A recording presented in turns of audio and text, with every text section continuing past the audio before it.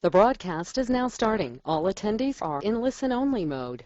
Welcome to this morning's Helpline session with your co-hosts, Craig Proctor and James McDonald. Well, thank you very much, Andrea. And I'd like to start by welcoming our participants to our Helpline session here. And as you know, every Monday morning we get together here and we have basically an open forum Q&A. This is a free-for-all. We can discuss anything you like, whether it's lead generation or lead conversion, setting up systems, the unique selling propositions, hiring, managing, training, anything at all. Sky's the limit. But as long as you ask the question, we will be more than happy to go down that road of discussion, and I'm certain that it'll help everybody as well. So Craig has joined us here, and we're just going to take as many questions or topics of conversation as time permits. Thursday, of course, we're going to do our role play session. Friday is our marketing clinic as well, and so make sure that you commit to taking the time to participate on those various webinars as well. And Craig, I hope you had a good weekend also.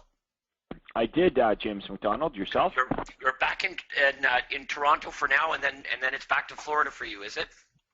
Yeah, back and forth, back and forth. But the weather's nice here today for sure. Anyway, we want to take your questions, folks. So hopefully you're all working a little bit anyway this summer. There is a tendency, I know, amongst some realtors to take their foot off the gas pedal when the weather gets nice. We rationalize things, right? We think, I've worked hard, or there's not a lot of buyers or a lot of activity during the summer, so I'll slack off. Or what's more common, James, is real estate agents stop running their marketing. They stop running ads. Well, that's crazy. If you stop running ads, of course, your pipeline dries up, and not only will you have a slow summer, you're going to have a slow start to your fall market as well. So it becomes self-fulfilling. Now, it's easy to fall into that trap when the weather gets nice because that's what all the realtors around you are doing. That's how they're thinking. So, you walk into the office and there's nobody there. There's no cars in the parking lot, or the agents that are there are gathered around the water cooler, and they're all talking about how nothing's going on to validate the fact that they're not doing anything and they're not advertising or promoting. And it's not true. And I can say this with certainty because I always, not that I wouldn't take vacations. And when you take vacations, by the way, actually take vacations, shut the damn phone off and enjoy yourself. But don't make excuses for yourself that the summer is not a good time to make a lot of money. I always took advantage of the fact that my competitors would slack off during the summer, and even though arguably there may have been some less transactions, there was a lot less realtors competing for that business. So I always had very, very good summer months, just like I always had very good Decembers. Craig, I think the important distinction here is to remember that the purpose of marketing is to generate prospects. So if you're generating prospects in July and August, it's irrelevant what is happening with transactions in July and August. In July and August, you're generating prospects just as you would any month. So to say, well, in July there are fewer transactions, how would that possibly matter to lead generation in July when you're generating prospects for the fall? Or for but everybody knows that. I think we've become very good at rationalizing. Yeah. And I'm not saying that I never rationalize. We all do it. But the better we can get at staying true and not rationalizing, the better it is. James, when I was living in Florida, I would go to Panera Bread, and I would walk through the garage to my office. And if I didn't throw that bun in the garbage, I knew I was going to go back for that thing later in the afternoon, and I'd rationalize, I've worked really hard today. The bun that comes with it, right? Oh, yeah. Yes. Okay, let me tell you this. At first, it's really good, right? At first, I would take that bun, I'd have my little sandwich and my soup, and I'd go in through the garage, and at first, I would take the bun in the little bag it's in, and I would set it on the garbage can. But guess what I would find myself doing around 2 or 3 o'clock in the afternoon? I'm guessing you're going back to that I am trash. running back. I am going to run back, and I am going to grab that bag that's sitting on the garbage can. Now, that's why I had to. I know myself, right? So I have to throw it in the garbage. I have to rip it open and throw it in the garbage, so I'm not going back. But we rationalize things in life. We all do it. And I know that some of you, this message, what we're talking about right now, is resonating with you, because I know some of you do rationalize that it's summer, and you know, the people you hang out with maybe are slacking off. The people at the office are slacking off a bit, and you've got to keep discipline to keep the pipeline going. Like James says, even if these buyers or sellers aren't ready to buy or sell today, that doesn't mean you should stop your marketing efforts and stop calling back the prospects. But the whole idea that nobody buys or sells real estate in the summer is false anyway. All you have to do is check your MLS, and you can go back last July, last August, as far back as you want to go, and you'll see that there's lots of transactions that happen during the summer months. So it's an excuse that we give ourselves. Anyway. Well, then, in that case, we're all inspired to work twice as hard. So, Craig, let's start with some chat questions here before we open up the lines. Okay, perfect. All right, the first one is from Chris Cornell. Do you have a U.S. toll-free line for the weekly coaching calls when your coaching clients have to call in versus being online? The direct number you provide is Canadian. I don't think that's the case. Andrea, I believe that there's a local phone number given everybody. I believe so. I'm going to double check on that just to make sure, but I do believe you should be getting two phone numbers, one Canadian and one from the U.S. It may not be from your area, but it will be a U.S. phone number, but I'll double check on that. Well, I'm in Canada right now. I'm sitting in Toronto, and the phone number I dialed into is an area code 702, which I know is Las Vegas. So, yeah, just check your. It works, but Just check your double check your emailed confirmation that you received this morning. It should have it on there. If not, forward it to Andrea at craigproctor.com so I can look into it. Okay, next question is from Ron Bishop. Ron is asking, I have produced the editorial ad for buyers. On the bottom, I have the disclaimer, information provided by Ron, real estate broker, license number. The paper, a weekly paper, insists on having paid advertisement across the top.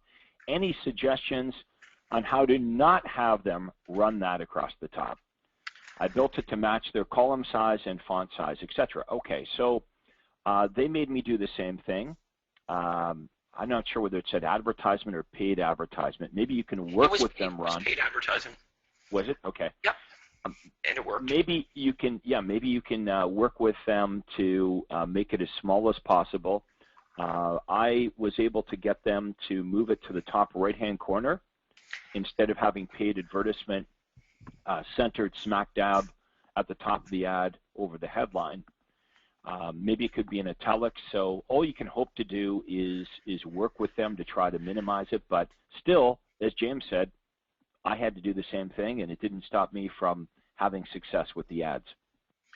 Yeah, remember, always let the response dictate. So you're going to do what they're going to require you to do, and it's going to work or it isn't. It's direct response.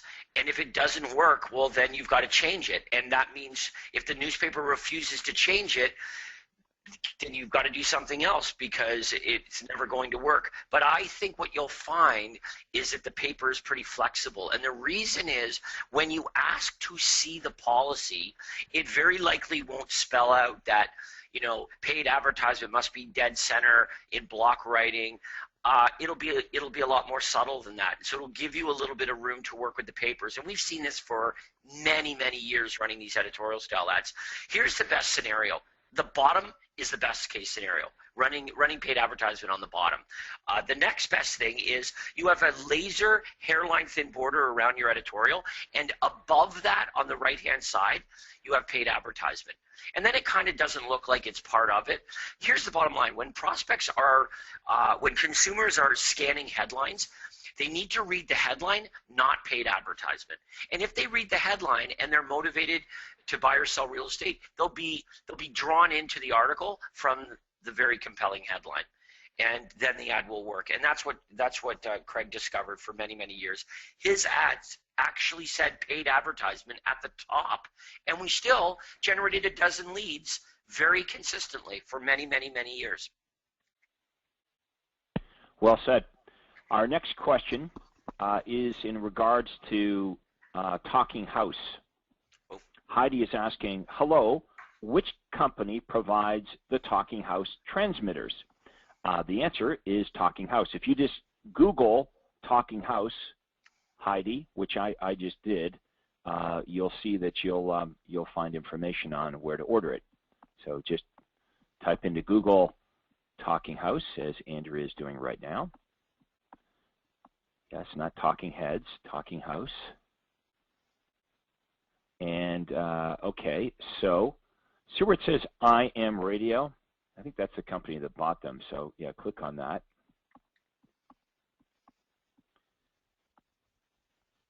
And that's what it looks like. See, it's perfect for schools, church, businesses, camps, visitors, hobbyists, real estate, and more. $249. Order now. Our next question is from John Brackett. Question regarding unique selling proposition. If I don't sell your house, I'll buy it. Craig, can you please explain your criteria for this USP? What was the minimum criteria that you required of your sellers? Example, did they have to move up to one of your listings? What was the max price range? Yes, John, they had to move up and they had to buy one of my listings.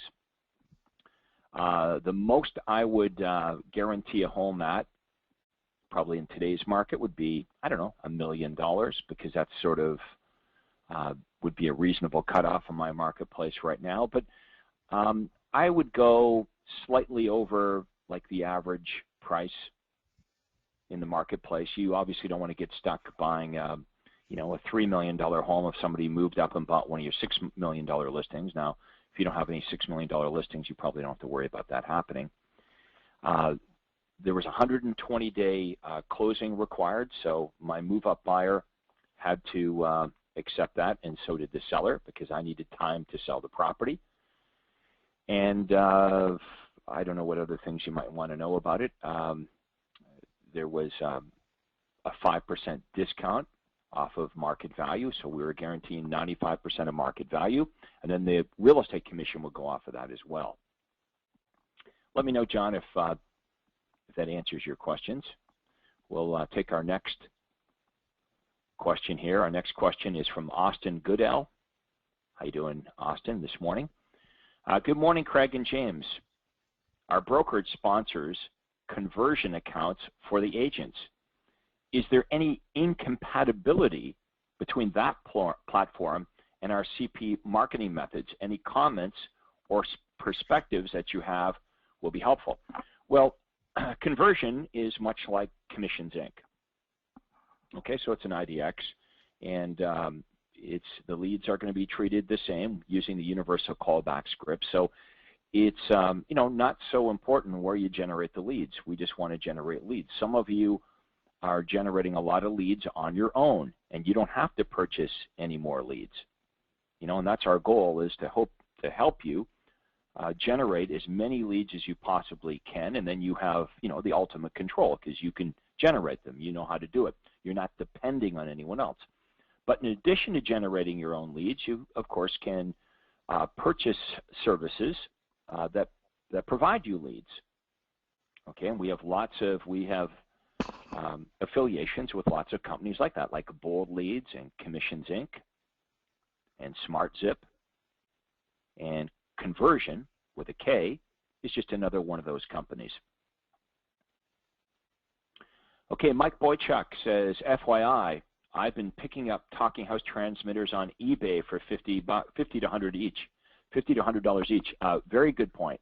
That's a better place to look, Heidi. Just go to eBay okay, and type in talking house transmitters, and you can buy them for a huge discount from realtors that don't know how to use them. And when I say they don't know how to use them, what's key with the talking house is the script that you'll use.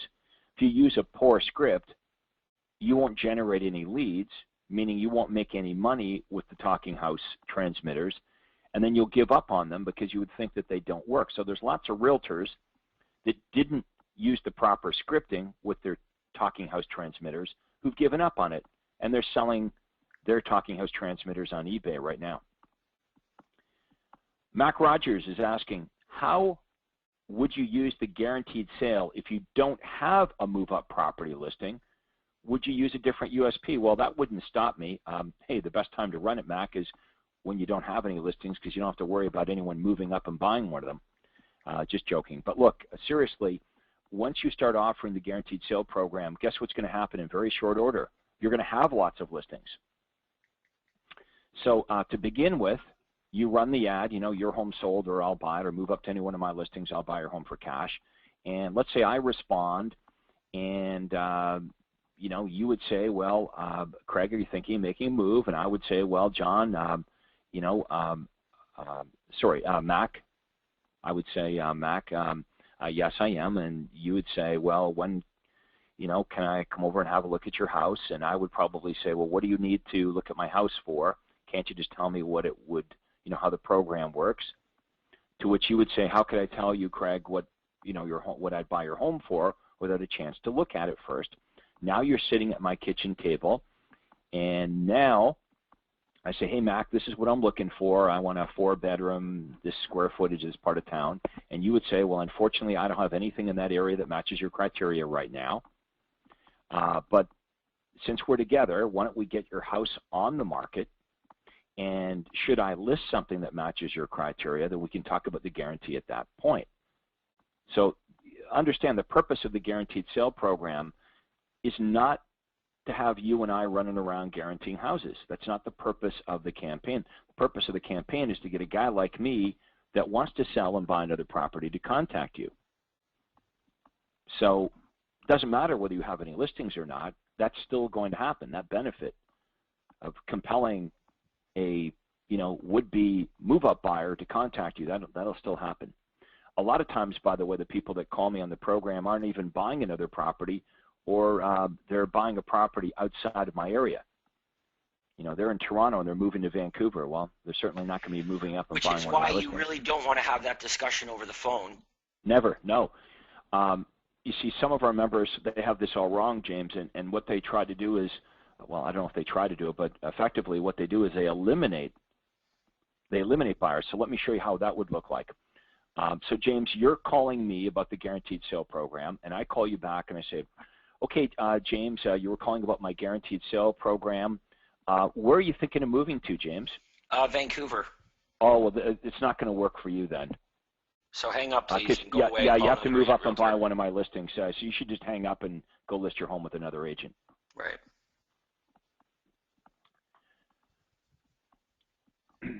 Okay. Austin. Okay. Austin wants to know, can you point us to any other CP agents using conversion? Yeah, there's a good buddy of mine in Sarasota, Florida, who's using conversion. His name's Brian Guntner. And you can reach Brian, and you could talk to him. If you, you know, I'll give you Brian's cell phone, Austin, and you can call him and you can talk to him about it. So I'll just type that in for you. Next person with a question here is Nazira. Do you recommend AM or FM for talking house signs? Well, hell, I didn't even know they had FM. They were only AM back in my day. So I don't know. Do they have FM now? Maybe they do. My transmitters were AM. It was always, the sign said, turn your radio to AM 1610. Okay, Alex says, hey, I just got on the webinar. Sorry, I'm late. Where do I find the Guaranteed Sale Program certificate? You don't. You actually need a contract for that. I don't know. Do we have a contract? Do we have a certificate for that? Maybe we do. For the Guaranteed Sale Program? Yeah, right there at the bottom. Let's click on that one. Yep. I stand corrected. There you go. That's where you find it, Alex. And Alex, I hope to see you tomorrow at the half day in Richmond Hill, my man. Alex says yes. I'm buying you lunch too. Jeff Kim is asking, what's the best opening script line for Z-Buyer, since other agents could have also called already, both seller and buyer leads? Well, I'm going to go over to our Z-Buyer expert, James McDonald. Well, where the lead came from is not relevant. That's why it's called the universal callback script.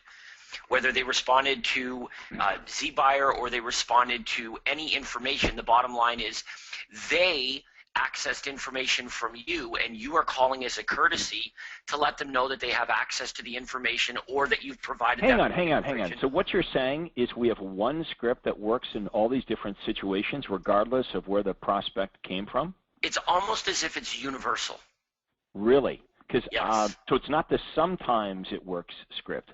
Yes, it's the universal except for when it's from Z-Buyer or when it's from this or when it's from that. No, okay, all kidding aside, it is universal. Now, that doesn't mean that we're not tailoring the introduction to suggest where the prospect came from. But the script is the same. And the more we think it isn't, the more complicated this all gets. You know, I have people emailing me saying, hey, can you send me the script for an editorial ad lead? Can you send me the script for a bold leads lead? You have it. It's a universal callback script. All you're doing in the introduction is you're citing what the prospect requested. And think about this. You've either given them access, and you're calling as a courtesy to let them know. You've provided them with information, and you're calling as a courtesy to let them know. You are preparing information, and you're calling as a courtesy to let them know. But that's about it. That is. All right. So do the exact script. I'm a Z-Buyer lead, and you're calling me back. Okay. So hi, Craig. Demonstration. Hi, Craig. It's James calling with RE/MAX Omega Realty. The reason I'm calling is to let you know that I did get your request to access properties through our website yesterday, and I want to call back as a courtesy to let you know that you have full access. I hope that's okay, Craig. Yeah, I didn't even know this was coming from an agent.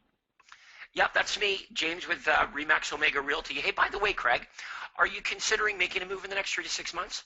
Perfect, and right into the script. So slight little massage on the intro. That's all James is doing. Nope, we're just citing where the lead came from. We're just citing what they did. If you were an editorial ad, I would have said, hey, Craig, it's James calling. I noticed that yesterday you requested information about a costly home seller mistake report on our editorial style ad that we ran in the paper. Just wanted to give you a quick courtesy call, let you know that we've sent that information or we've prepared that information or you received that information. I hope that's okay. Craig says hey, yes. You know what? Just to make the point, let's pretend I'm a Commissions Inc. lead. It'd be exactly the same. Right? Wherever the lead came from, we're simply going to reference what the prospect requested or what they accessed. Whatever we did for them. Doesn't that make sense to everybody? You're always going to say who you are and why you're calling. It's the why you're calling that's different. That's all. Right. Right. The more you complicate this and think that there's a different script depending on the prospect. Well, this is what we're trying to beat into everyone's heads. When the phone rings at your house, what are you thinking? You're thinking, who is this and why are they calling? Right. Well, that's all you're doing. So the who is it is never going to change. James isn't never going to change who it is. It's always James. So he's got that down. The only thing he's changing is the why he's calling. I'm calling because, and then you insert Smart Zip, conversion, Z-Buyer, bold leads, Commission Inc., editorial ad, Whatever. Facebook, Google paper, you insert. Direct mail. Direct mail, postcard. That's it. And that's why it's universal, because you're doing exactly the same thing. All you're doing in the introduction is you're getting the prospect to say thank you. Thanks for that access to those properties. Oh, thank you. Like, hey, that's James, it. I have a lob ball for you, a nice easy one for you. Ready? This is from Patrick, and Patrick says, some of my leads are asking for distress sale properties between $150,000 and $200,000. Most homes in my area, of course, are higher than $200,000. When I send the list, should I include the higher priced homes? How would Patrick solve this dilemma of getting ill-qualified buyers, buyers that are looking for a home that actually doesn't exist? Well, the best way to do it is in the ad itself. So in the ad itself, you want to suggest a starting price point. In other words, you can run an ad that says free list of distressed sale properties with pictures, or you can run an ad that says free list of distressed sale properties starting from $200,000 and up. And if you do that, although you may generate fewer prospects, here's what we know about all of them.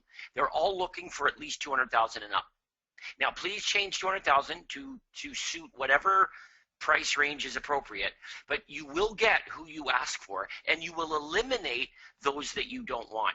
But you can also do that on the landing page of your website. So if the ad were to say distressed sales, bank foreclosures, free list, great deals, free, visit such and such a website, when they go to that landing page, on the landing page, it can also specify these properties begin at $200,000 or whatever price range is appropriate. Bottom line is, you can't fault the prospect if you haven't specified a price point or a starting price point. If you haven't established limiters, then yeah, send me a list of whatever you have for $50,000. But of course, there is nothing, so that's a problem. Okay, I actually haven't been listening to you because I've been reading other questions, but I'm sure what you're saying is great. So let's go to John Brackett. John says, question, I have 10 listing appointments this week and will be, I assume that's supposed to say, using your listing presentation. After listening to your listing presentation, you comment on a listing checklist. However, I don't see it on the CP website.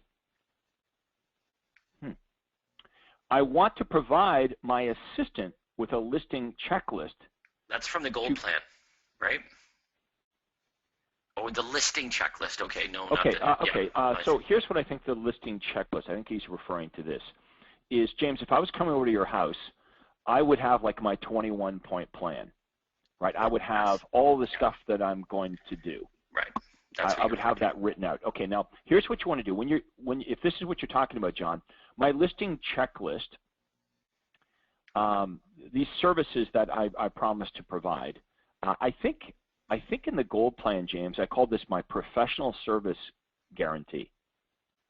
And I listed out all of this stuff that any of us would do when we listed a property, but I made it sound really good. Let me give you an example. So all of us, when we list a property, James, if I was to list your home, I would place it on MLS. So I could say this, well, if you list your home with me, James, one of the things that I'm going to do is I'm going to place it on MLS. But of course, all of the agents you interviewed would say, if you list your home with me, we're going to place it on MLS. So I don't do it that way.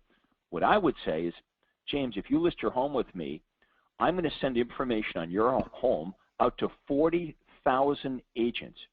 Information on your home with a picture.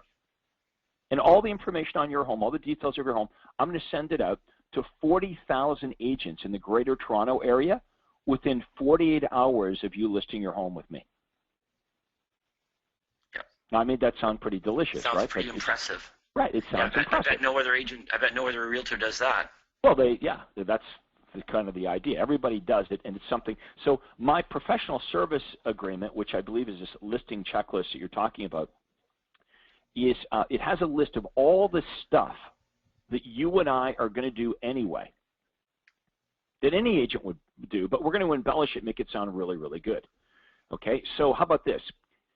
James, if you list your home with me, within 24 hours of you listing your house with me, I am going to circulate your home to tens of thousands of buyers on 7 different websites. Okay, what are the websites? Well, if I'm with RE/MAX, remax.com will be one, realtor.com will be another. Like, I'm sure there's 6 or 7 websites that all of you know for fact. Zillow, okay, it's going to be, my home's going to be on all these different websites. So if I'm going to advertise it, my website, right, craigproctor.com would be a place where your property would be advertised. A professional for sale sign, promoting the guaranteed sale program, the fact that I'll buy somebody else's house if they move up to your property will be installed within 48 hours. So that's the idea. Hopefully you get what we're talking about here, John. But that's the idea of the professional service agreement, or what you refer to as the checklist, I believe. Okay, next question. Next question. This is from Mike Boychuk. Mike says, I occasionally have people calling me, asking me for the guaranteed sale. The guaranteed sale I offer, and they ask right out of the gate, hey, do I have to buy one of your listings to get the guaranteed sale? Obviously that's true, but how would you handle the situation? Well, Mike, it doesn't have to be true. It doesn't have to be true. Think about this. If James was moving up and buying one of my listings, then I'm going to offer James 95% of market value, what I believe is market value, James, on your house. But if you were moving up to a home that wasn't listed with me, why couldn't I guarantee you 90% on that? Same difference, right? The math is the same. So I don't think you want to get into that. I think that your answer to that, Mike, if they say, do I have to move up to and buy one of your listings to receive the guaranteed sale? I think you would say, well, why don't we have a look at your home, and I can determine, what it'll sell for, and we can talk about how the guarantee will apply. Because they definitely need to buy something from you, but the percentage of market value that you guarantee could vary. Not only that, Craig, but honestly, the way that you want to treat this is on an individual basis. In other words, it's your guarantee. If you're not comfortable making a guarantee, you wouldn't. But if you're very comfortable making a guarantee, you could. There are certain homes in your marketplace where before you even get out of your car, you know exactly how much it's going to sell for and exactly how much time it's going to take to sell. And then there are other properties, maybe there are rural properties or more unusual properties, where you don't have that same confidence. Well, you can't treat them equally with the guaranteed sale program. If it's yeah, absolutely. Like there might be okay, so in our town, James, there might be, like, let's say an N-unit townhouse that I know is in a really active price range. I mean, this thing's going to sell in a heartbeat. And if this guy is determined to get my guaranteed sale, then give it to him. But he's not going to move up and buy one of my listings, then I'll guarantee his home at a slightly lower amount, guarantee 90% of market value or 92% of market value instead of 95% of market value, because I'm very, very confident that the backup property, this little townhouse, is going to sell quickly. Right. So the answer you're still requiring them to buy their next home through you. You can do that as well. In other words, if they say, well, we are moving up, but we're not buying one of your listings, but we will buy something through you, that would be the next best scenario. So best case scenario is they move up and buy one of your listings. Next best case scenario is they move up, and although they don't buy one of your listings, they purchase through you, so you're getting a commission on that end. And then the third scenario is they're moving to Vancouver and you're getting nothing. But in the circumstance that we've just described, this is an N-unit townhome. We know we're going to have offers within a week. We're going to have perhaps multiple offers on it. And the requirement of the guaranteed sale program is that they must list their home at market value established by Craig, which means it's going to sell. Okay, next question from John Crane. John's back on this universal callback script idea, James. He says, hey, James, you wouldn't really, like if somebody responded to an editorial style ad, you wouldn't really say, hi, it's Craig, and I'm responding to your request for a free report from an editorial ad. Wouldn't you instead say, I'm responding to your request from the newspaper? No, what you would say is this. You would just cite the report. So if the report in the editorial ad was the costly home seller mistakes report, you would say, oh, hi, John, it's James McDonald with Craig Proctor's office at RE/MAX. The reason I'm calling is I received your request for the what did I just say it was? For the free special report regarding home seller mistakes. And I just wanted to give you a quick courtesy call and let you know that we did send that information to you. I hope that's okay, John. So you would just reference what they requested. You don't have to, you know, I mean, it's really, it is unnecessary. You could say from the newspaper or from the article in the newspaper, but I think that what would be more memory jogging to the prospect would be to cite what it was that they had requested. Okay, the information was a report on home seller mistakes. Okay, would that hold true then with ZBuyer? Could you say the reason I'm calling is because I received your request for properties or houses?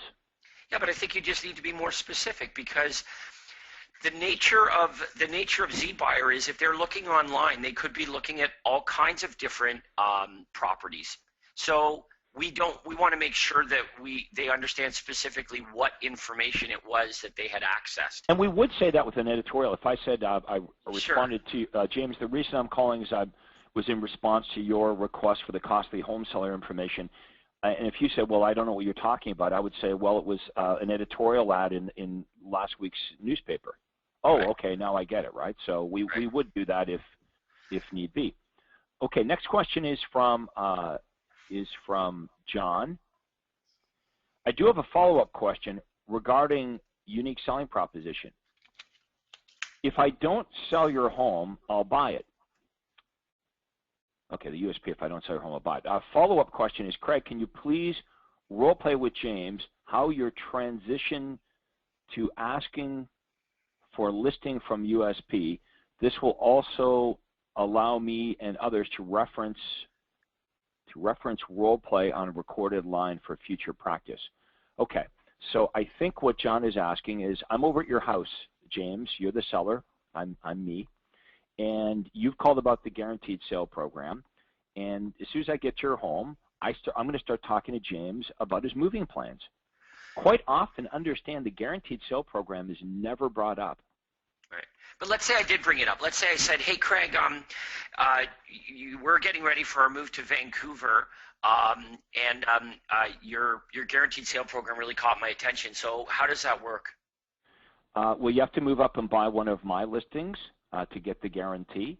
But if you list your home with me, I'm so motivated to get it sold, I'm actually willing to buy somebody else's house to get your property sold. This is what my for sale sign looks like, and it's got this sign rider here that says, move up to this home and I'll buy your home for cash. So James, even though I won't be directly buying your home, this program will indirectly benefit you because I'm so motivated to get your property sold, I'm actually willing to buy someone else's to make it happen. Right, and not only that, but you'll receive a firm offer as opposed to a conditional offer. Correct. More often it sounds like this. They'll say, so I'll get to their home, and I am never the one, by the way, that brings up the guaranteed sale program. Right. I never bring it up because you'll find if you don't bring it up, at least some of the time, they'll never bring it up, and you'll just list their home the normal way. But if they bring it up, they might say something like this. They might say, hey, Craig, so tell me about this guaranteed sale program. To which I'd say, well, the way it works is you have to move up and buy one of my listings, and then we'll guarantee the sale of your home. So, James, which one of my listings are you interested in buying? And normally they say, well, I don't know. And I'll say, well, why don't we do this?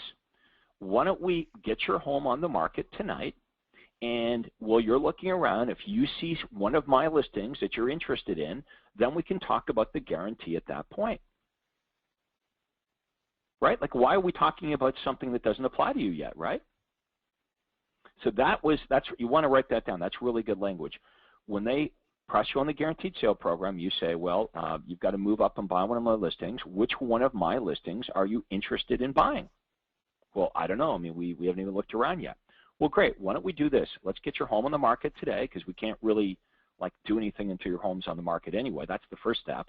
And then I'm going to email you all the homes that match your criteria, and should you find one of my properties that you're interested in moving up to, then we can sit down and we can talk about the guaranteed sale program at that point.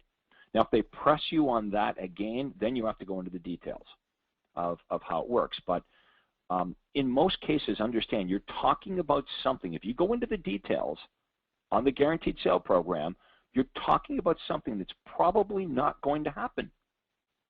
Now, if it does, great, because they're going to be super motivated, right? They're interested in moving up and buying one of your properties. Good for you, good for them, good for the seller. Everybody wins. You're going to double end your listing. They want the guarantee more than you want to give it, so you've got some leverage with the guaranteed sale price and with market value. But why get into that? It's not a positive to get into that conversation until or unless they're really excited about moving up and buying one of your listings. Hopefully that helps out. Okay, Beverly Perez is asking, what can I do to convert more FSBOs? Well, look, I would run my FSBO ad, and the best way to work with FSBOs is to sell in a vacuum and not to sell in a highly competitive environment. Andrea is going to pull up for sale by owner editorial ad. Now, it's a little bit controversial because your broker may freak out when you run this ad. And I want to make one little change to the headline here, and I got this from Todd when I was in Florida last week. Okay, so here's the ad. I want everyone, we need to change this, Andrea, the headline on this, because I like what Todd had to say. Right now the headline says, how to sell your new market house without an agent. Okay, and I want to add and save the commission. That's the key. How to sell your new market home without an agent and save the commission.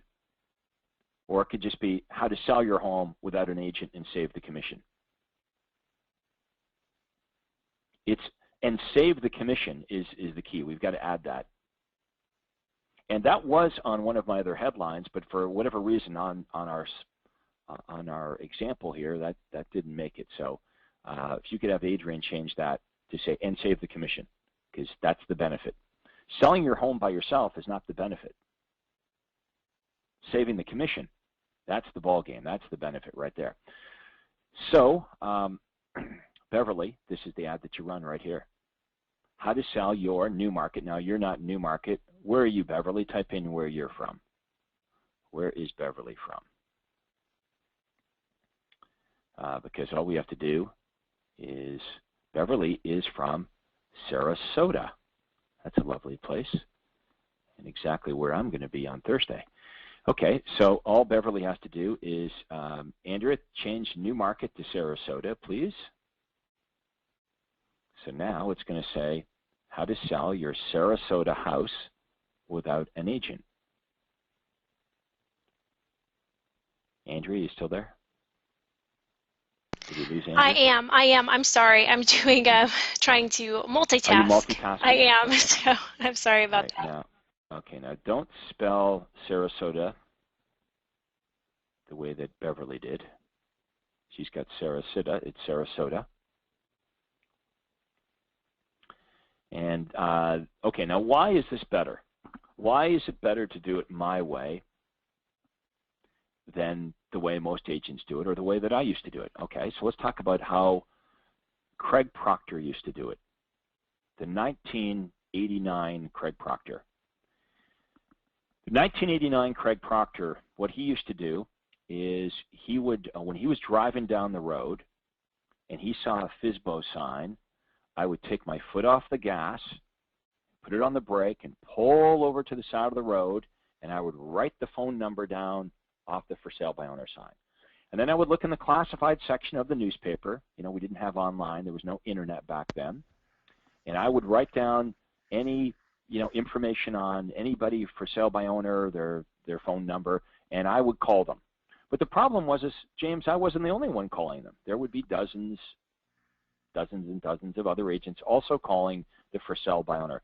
Now, James, what do you think all the agents were saying to the for sale by owner? Do you think they were encouraging the for sale by owner, saying, hey, this is a great idea. I don't think you need an agent. You can probably do this on your own. Or do you believe they were probably trying to discourage the for sale by owner? Well, of course. They were trying to discourage. So that's the for sale by owner's world, as soon as they stick their for sale sign in the front yard or their first ad online or offline, still today is true, dozens and dozens of agents will ascend on the poor FSBO and tell him he's crazy and him or her can't do it and blah, blah, blah. So you could operate in that environment. You could be one of the dozens of agents. Now, here's the question, though.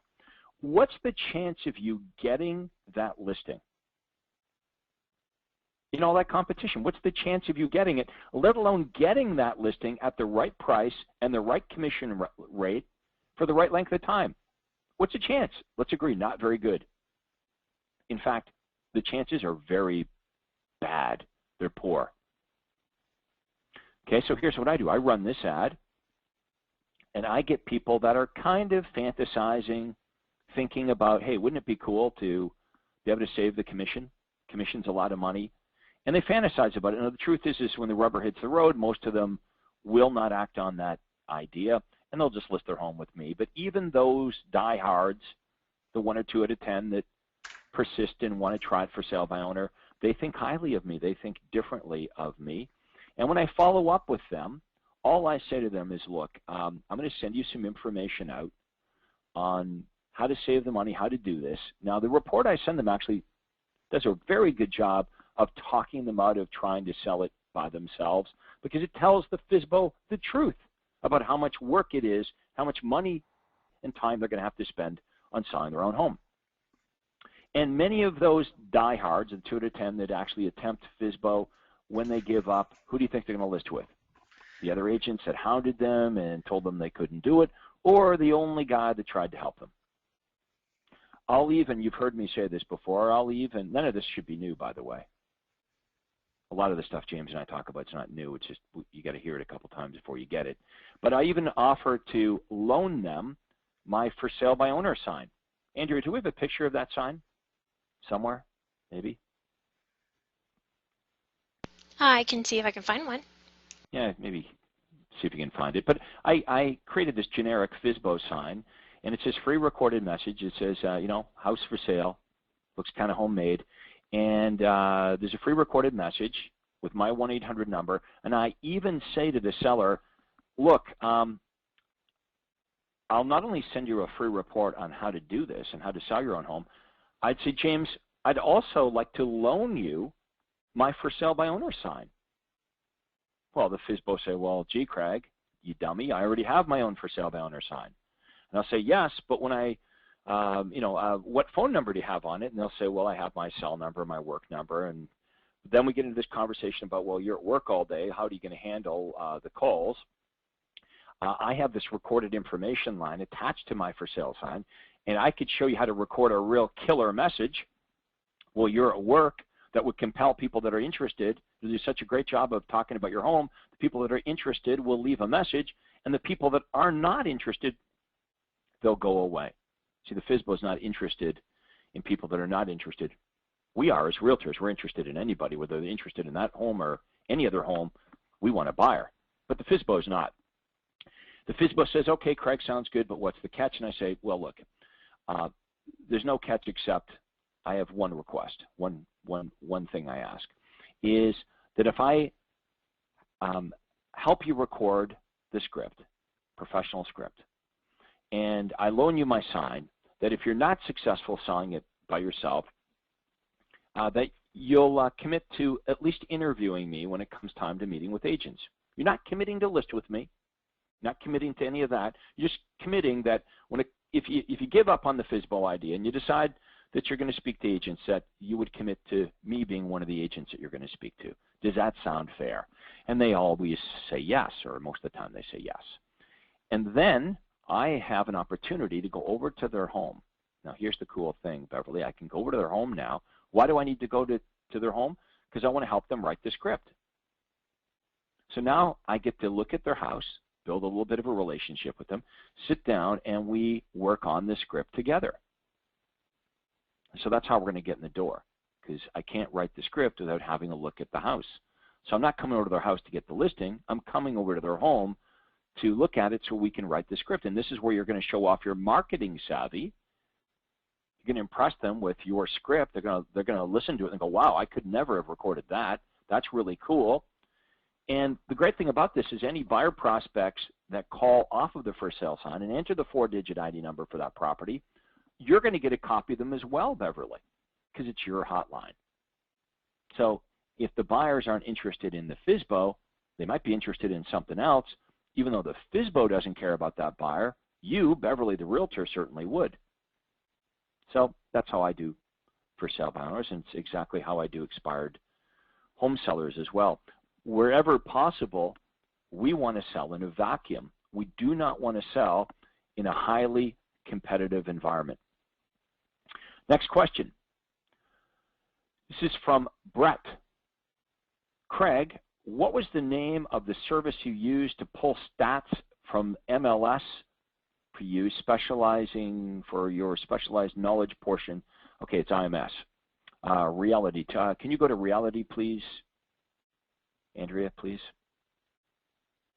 Okay, now Reality will interface with most of your MLSs. I don't think they do Quebec. They don't do Montreal, but pretty much everywhere else. And this is a very cool program because it'll enable you to get lots of information, lots of intel. It's going to help you select your target market. It's going to help you with your direct mail. You know what streets to mail to. It's going to help you with your listing presentation become an expert by, in addition to bringing your normal just listed and just sold, you're going to be able to bring graphs that show market trending, like days in the market, list to sales ratio, success rate, et cetera, et cetera. Next question is from John Crane. James, we'll give this one to you. James, since you said this helpline is on anything, uh-oh, I haven't read this yet. Yeah. I have 2 assistants. Both are licensed, and they don't like following up. I have asked them to role play with me, and there's always an excuse. I remember you saying, be slow to hire and quick to fire. And one is a great admin person, I guess, and where I'm heading with her. So one of them, he wants to be his admin person. The other might as well just go away when she realizes that I have moved on without her. I notice you had hiring classifieds. Am I just reproducing your ad and responding honestly to calls, or is there a script for hiring as well?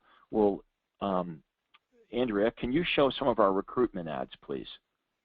Remember, you might have to go to the personality profile. The personality profile isn't the be-all, end-all, but it sure does help.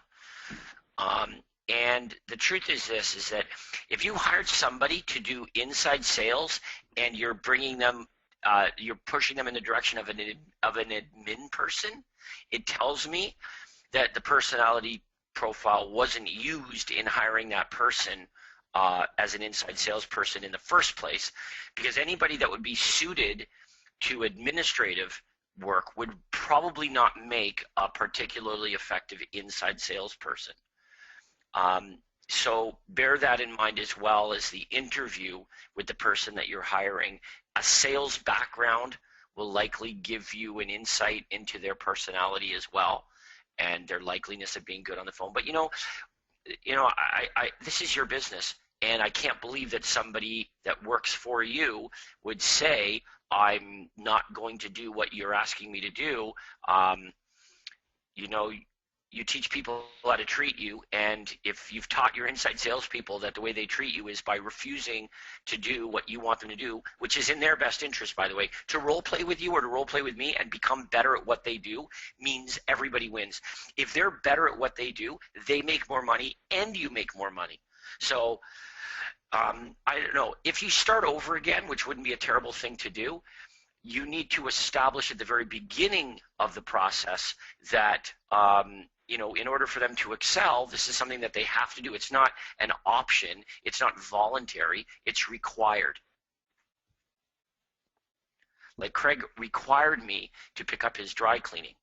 It was a requirement. It's not an option. Yes, it took me many years to. And I got very good at it. Yes, and we had to install this a little electronic bracelet actually an anklet on James, and whenever he misbehaved, we would shoot a couple thousand volts through there. But anyway, after several years, we did get him trained. Okay, someone's asking here for all the recruitment ads. So we have on your screen here, we have ads for every position. So there's a prospect follow-up coordinator. That's what I used to call an inside sales agent. So you can just write in ISA. And then a licensed agent. Okay, and then customer service manager. And if we can scroll down there a bit, please, Andrea. So we've got customer service, office manager, general, unlicensed, and then I'm giving you the hotline scripts, if we keep going, for each of these. So can you explain to everybody where you found that information, Andrea, please? Yes, I can. I found it on the session materials. Now, some of our members may have not gotten to the session. It's session 15. I could not find it in the file library. And as you say, Craig, we get to things in the time that they should be getting to them, so it might be a little soon for some of our members to be getting to the hiring part of the program. But your coach can get you access to this if you don't.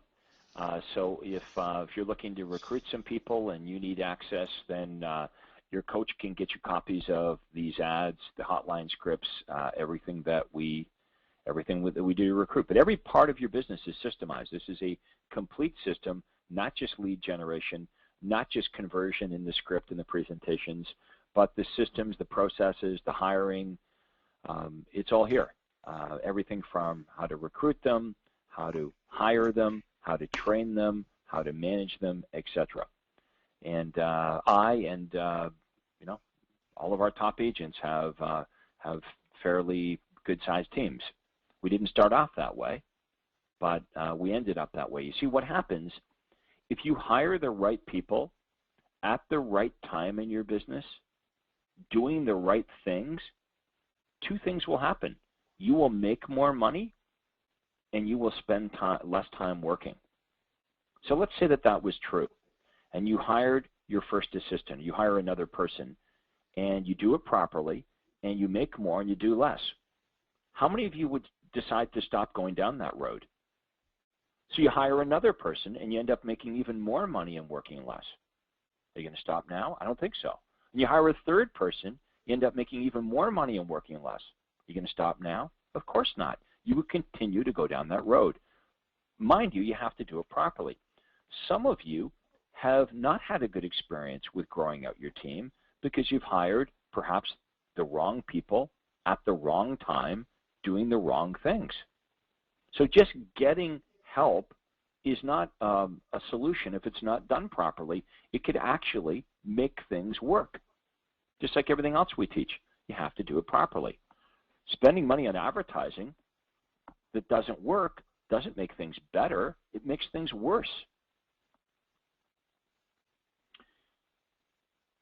Okay, where are we here? Guy Walker. Hi, Craig. Great ideas for the script for FSBO. How do you set that up on the tree line, and how does it's not going to be on the tree line, it's going to be on the information line because it's not coming from you, right? It's less branded. And how does the FSBO get the call from the sign? Are you giving them the call and then giving them the leads, or are they getting access to the voicemail message? We would just pull the leads off for them. My assistant would do that anyway. She's doing it all day long. And we would email them the information. So the person's name and information. Okay, do we have any audio questions at this point, Andrea? We do. We have a couple of hands raised. We can go to Lee Roberts. Your mic is now open. You're muted on your end, so just click the red mic button to unmute yourself. Okay. He doesn't seem to be doing that, so we'll go on to Michael Veltri. Your mic is now open. Michael? Okay, no luck, and those were our only two hands raised. All right, well, let's give everyone else a chance. You can raise your hands, but of course you have to unmute your mic, folks, or you can hear us, but we can't hear you. James, you still with us? I'm here. James, while we're waiting for some more questions, some audio questions, we'll take chat as well, but it'd be nice to have a few audio questions. Is there anything that you would like to add at this point? Yeah, what I want to talk about this coming Friday's marketing session, ad clinic session, and of course, you know, we have always encouraged you to send in your ads for us to take a look at. And I know that you've heard us suggest this before, but some of you might think that the purpose of sending in your ads is for us to discover you and the homemade ad that you created that you know, we're going to look at and be blown away by this creation of yours that you invented from scratch, and it's not going to happen. I know it's a little frustrating for us that instead of just copying, you innovate. And you know the rule, imitate before you innovate. Just copy exactly what already exists first, and there's so much of it. Copying does not mean taking a Facebook ad and copying that and saying, I did it. It means you're going to test, you're going to test all of the different lead generators. And you know, I mean, you can't do it all at once, but ultimately that is your goal, is to test all of the different lead generators to establish for you what is going to work most consistently and predictably. But what we're finding far too often is that you're trying to create your own spin, and you're proudly sending that into us, saying, I wonder what Craig will have to say about this ad that I created. I bet you he'll be impressed. And it isn't. What is far more impressive is results. And when you copy what already works, what you'll find is it will very likely generate you the very best results that you're ever going to get. So again, I can't encourage you enough. Send in the ads that you're running that are copies of the examples that are all over the website. And then from there, you're going to tweak those to be more customized to your marketplace without changing the spirit of what makes the ad work. That's really the purpose of getting on those. Now, this coming Friday, our Platinum coach is going to help us do that. So we're going to look at all kinds of really successful examples from the Platinum students that are generating dozens of leads every single day consistently, and share some insight into that. Now, here's proof that copying is the best way. The most successful students of the system in our Platinum level are using some of the platforms like we've talked about on the call here today, ZBuyer, Bold Leads, Commissions Inc., to generate their leads, which means they have nothing to do with it. It's 100% fully automated. It's nothing to do with them. They set up their account, the ads run, what the landing pages are set up, everything is already done, predetermined. All it does is provides a stream of leads into their email inbox that they receive every single day. It's automated, has nothing to do with them. So they're not even in a position to change or wreck or somehow make the ads work less than they otherwise would. And so I think all of you are going to learn a ton on Friday on that marketing session. I know I'm looking forward to it, Craig. Thank you, James. I believe we've got an audio question from Ernest. We do, and also Adele says she's raised her hand, but I can't see it, so we'll go to Ernest first. Ernest Van Glan, your mic is open. Good afternoon, Craig and James. How you doing? How you doing, Ernie? Good. I got a question. I know we beat up the guaranteed sale program quite a bit. Just got one additional question. It's my understanding that you have to have 3 ends of deals to make it work, or am I misunderstanding something? Well, I mean, in a perfect world, that would be true. Okay. As a matter of fact, yeah, you'd have the seller and the seller moving up and buying one of your listings. So on your listing that they're buying, that represents 2 ends, as well as their end of their sale as well. So you're correct. That's 3 ends. But what we talked about today was the flexibility of saying, well, hang on a second. If they are moving up but not buying one of your listings, could you still offer them the guarantee if maybe you just made the guaranteed amount for a little bit less? Okay. Right. So in other words, you're hedging. You're lessening your risk. Right. And the reason you're doing that is because they're not moving up to one of your listings. So you're not double ending the commission. You're only getting a single end of a commission. So Right. if that represented arbitrarily 3%, then you could just deduct 3% from the guaranteed amount on their home. Gotcha. You don't Okay. have to. You don't have to, but Craig's suggesting a level of flexibility, particularly if the home that you're guaranteeing is one where you know that it is going to sell and exactly for how much and for how long. It's very predictable. Gotcha. I got one other quick question. When is the Proc Talk going to be up and running on this website? I know it's on the old one, but they're not using it anymore. Craig, Andrea, any idea of the Proc Talk?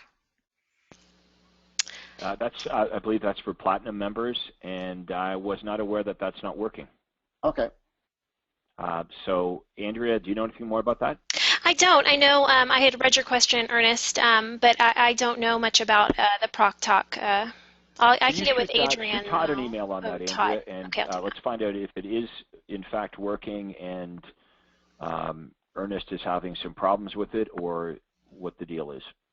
Thank you. Will do. All right, thanks, Ernie. We'll let you know. Thanks a lot, Craig. Okay, our next audio question comes from Adele Langdon. Your line is now open.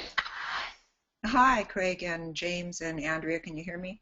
Good morning, Loud and Adele. clear. How you doing? Good, good. Okay, so I have a question. You covered some of it, but I'm a little confused. I know this is a service, which is the Bold Leads. I signed up for that on Friday, and you know they where they do it for you and all of that, and I'm confused because I'm listening to some of the training, and some of them are the Craig, coaches. They're doing it like very different.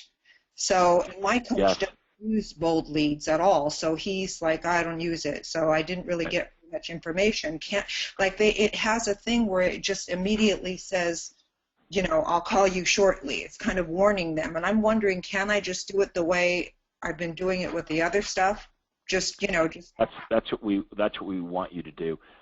James, you did a couple of webinars with Bold Leads, and what are some of our members doing? I mean, they're making it more convoluted than it needs to be. Yeah, in other words, see, because Bold Leads don't sell real estate, they're really good at generating the lead, but they are not. Their expertise does not lie in lead conversion. That's where our part comes in. Now, see, what they believe is that they can automate the conversion process. But of course, what you and I know is that lead conversion requires a human being speaking to them on the phone and the words that come out of your mouth. So they try to automate it by setting up all of these autoresponders, and we'll call you shortly. Mike Boychuk just typed in here. Mike Boychuk, in fact, just typed in to chat. He says, I turned off all the autoresponders on Bold Leads, and it works great. Yeah, I don't know how to turn off the first one that gives them a reply saying I'll get with you shortly, but I'll have to find that out today. But then some of the coaches are doing it different. They're leaving messages, and some of your coaches. So I didn't know, should I just do it the way, just regular call back? I'm comfortable with that because that's how I've done my other stuff. But of course, the answer is do exactly what James and I say. Okay. Well, that makes it a lot easier. Yes. Thank you. That brings us to a couple of other questions here, James. Mac Rogers is asking this. He goes, how do you address the auto cloud CMA that is sent through Bold Leads? So then there's no value when you call back. So do you know anything about that? The auto cloud CMA that is sent to the Bold Leads ads? Well, I could get around that anyway, though, Craig. Again, the words that come out of your mouth. Would it be true that you'd be much more accurate by taking a look at their property? You could be much more accurate than the Bold Leads Cloud CMA? I'm pretty sure you could. So we sent you some information on market values in your neighborhood, but I think you'd agree there's a tremendous difference between homes even on the same street. And since you've indicated you're thinking of making a move, would you like me to come over and have a closer look at the house so I can give you something that's really accurate? But not only that, but I can also point out helpful tips, inexpensive things to do and not do to further increase the value of your property. We can go over a net sheet. We can take any questions that you might have. There's no cost. There's no obligation. And I'm flexible. What's good for you, Daisy? You book that appointment all day long. So I wouldn't be afraid of that. Right. Never be afraid of the information John, that you send. Yeah, Mac, you've just got to differentiate yourself from the Auto Cloud CMA, because that's not you, right? You're not the Auto Cloud CMA. What value do you have over and above the Auto Cloud CMA? And I think James just did a really good job of articulating that value. And you could shut that off, I'm sure, too. Okay, here's another. Sorry. First of all, do we have any more audio questions? Yes, I have Thomas Costa. Your line is open. Right, let's do a few more of those before I go back to chat. Okay, Thomas. Yes, hi, Craig. Let's see. Hey, Thomas, if you can speak up a bit, I'm having trouble hearing you. That's. Can you hear me okay? Okay, that's a little better. Yeah, I was going to say you made it worse, whatever you did. All right, go ahead and speak as loudly as you can, please. Okay, Craig. On the guaranteed sales program, when you previously indicated that you require your OSAs to sign some type of a commitment that they'll participate in if a home has to be purchased, that they'll participate in whatever with you. They'll split the cost on it. Where is that? They're not digging into their pocket. What I mean by that is, let's say that one of my outside sales agents took you and sold you a house, and the commission was $20,000. Okay. So they're supposed to get 10, and I'm supposed to get 10 because we're splitting it. But then I end up having to buy your home, and I've got to carry it for a couple months, and that costs me $10,000. Well, that $10,000 of hard costs that I have is going to be deducted from their commission. Okay. Is there some type of an agreement or certificate that they sign that they agree to do that, or is that? Well, that's in my working contract with them. Working contract. Like, okay. yeah, I don't. That's in my position contract. Like, I don't want a situation where it's a $20,000 commission check. We split it 50-50, so they get 10 and I get 10, but then I end up having to buy the home, and I get stuck, paying $20,000 out of my pocket. Okay. It's only fair, right? If they're benefiting on the upside, then they should be contributing on the downside. They're never going to be out of pocket more than what they're making. So if I have to buy the home and I lost $30,000 and their portion of the commission was 10, their 10 would be pooled into it, but the other 20 would have to come out of my pocket. So they're never responsible for all of the loss. They're only responsible to the maximum amount of their commission. Okay, great. And that agreement with them is probably in the Platinum system somewhere. Or you could just add a simple clause to whatever agreement you have now, right? Okay. Look at the way I learned most of my lessons the hard way, right? So the very first home I had to guarantee, if you remember the story, I had a buyer agent. His name was Jim, okay? And Jim, he worked downtown Toronto. That's where he used to work before he came up to work with me. So he kind of knew the market area down there. I'd never sold a house in downtown Toronto in my life.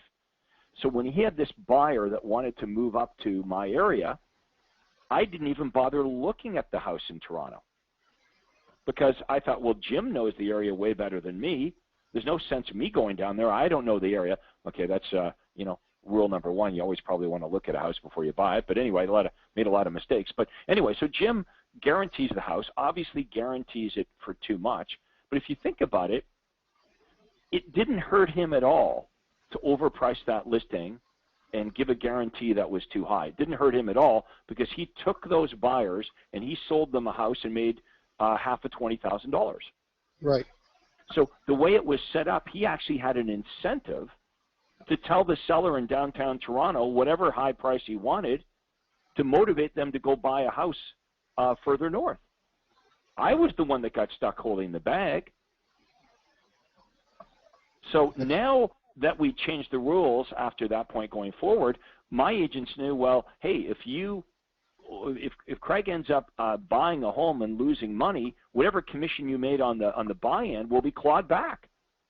So now there's no incentive to sort of go into a bad deal here. Right. A bad deal for Craig, in other words, is also a bad deal for them. But originally, the bad deal for Craig was only for Craig, and it was a great deal for Jim. Yeah. Okay. So live and learn, right? You bet. Thank you very much. All right, thank you. Good question. Let's see if there's any more audio questions. We have John Brackett. Your mic is open. Okay, James, I'm going to let you take this one from John. I just got to step away and get a glass of water. All right, go for it. John, Give me a second. go ahead. Can you hear me? Can you hear me? Yes. Hi, John. Hey, how you doing, James? Excellent. You know what? I appreciate it. Craig answered several of my questions via chat, but one of the questions that I wanted to clarify, hopefully you can help me with this, is the checklist that I was speaking of. I know when I went back and I looked and I listened to and reviewed some of the audio and video recordings that you had, there's a checklist that was mentioned in there, and I was under the impression that that checklist would be for an assistant so that you can consistently replicate the same process over and over again for a listing. Okay, so what you must be referring to is the action plans that we used in the contact management system. So what happened was when Craig took a listing, Craig's administrative assistant, Cindy her name was, would take the listing, and on the contact management system, and we used Agent Office, we had a plan, an action plan as part of the contact management system where all of the exact same things would happen in exactly the same order, in exactly the same way every time we took on a brand new listing. So those action plans were, 99% of it was for other people on the team, the administrative staff, to make sure happened. So it would go on the appropriate day timer. That's very different from the checklist in the listing presentation that we're presenting to the seller as being all of the things that we're going to do to make sure that their home gets sold, as a benefit for listing with Craig. So what you're referring to are the action plans as part of the contact management system. Okay, and so is that, where do I find that or rather both of those action plans? So one is a listing presentation. One is part of the listing presentation, yeah, the checklist in the listing presentation. Sure, which makes sense. Right, and then the other one are the actual plans that were part of the contact management system. In other words, once we take this listing, what happens on day 1? What happens on day 10? What happens everywhere in between? That's the now that's got to be in the marketing library here. I'll have to get Adrian to tell me where that is, but it is on the website. Okay, and then can I ask a follow-up question to that then? What CRM system is being used, for that? Are you using, what are you using for that, or what have you? Well, there is no one. I mean, we used back then. It was called Agent 2000, which was basically Agent Office, but just just marketed to Remax agents as Agent 2000. It was called. But you know what? It doesn't really matter. Wise Agent will do the exact same thing. We really like Wise Agent. It does everything it needs to, and it's inexpensive, and it's web-based. Same is true with Top Producer as well. So it doesn't matter what CRM you use, that you use one is what is more important, because every one of them will do the same thing. They will allow you to create action plans and categorize a prospect or a client into an action plan so that it shows up on the correct day timer to complete the same tasks. And that is not anything that is proprietary to any one particular CRM. Sure. Okay, great. Well, would it be possible then for Andrea or someone to email out the action plan for the listing and then the listing presentation checklist. I can add it to our CRM once I have it. But exactly. Yeah, they are on the website. So let me put a message into Adrian to figure out where we. So if you James, if you look at your screen right now, this is I believe this is what you're speaking of, the Gold Plan 1 action plan. Do you see that, James? Yep. Okay. So on the site, so that's an example. That's an example of what it looks like. Mm-hmm. So in other words, when you're creating a plan in your contact management system for a seller, what would that plan look like? Well, that's what you're going to find here. Now, the gold plan is the follow-up for a prospect, not a client, but you understand. Okay, so this is the follow-up for a prospect, but what about an existing client? I mean, there has to be a check. That's what we're looking for, right? Okay. Is what activities are launched the minute a seller is listed and is now a client, what plan is launched to ensure that everything that needs to happen happens? Has the sign been put out? Right? Yeah, Whose job is it to do that? Yeah, and I know you folks have that. I mean, you have to. Yes, we do. We do. It's there, and it's taken from Agent Office that we used. Okay, perfect. At our CRM. So if you can share that, it would be much appreciated. We will. Thank you, John. Okay, thank you, sir. Appreciate it. Okay, we have no further audio questions at this time. Craig, are you back? Anyway. I think so. Yes. Yep, I think we should I'm here. wrap it up. I think we're at a time, and we've got a bunch more that have come in here, but we're gonna have to wrap it up. We're 90 minutes into this. So look, I think we had a pretty good helpline here today. You guys were on the ball. You were asking questions. You were engaged. So I hope you enjoyed it as much as James and I did. Please check the schedule this week for all the coaching calls. You're in different coaching groups, so some of you have different calls than others, but all of you have the role play call on Thursday, and you've got the ad clinic or marketing clinic on Friday.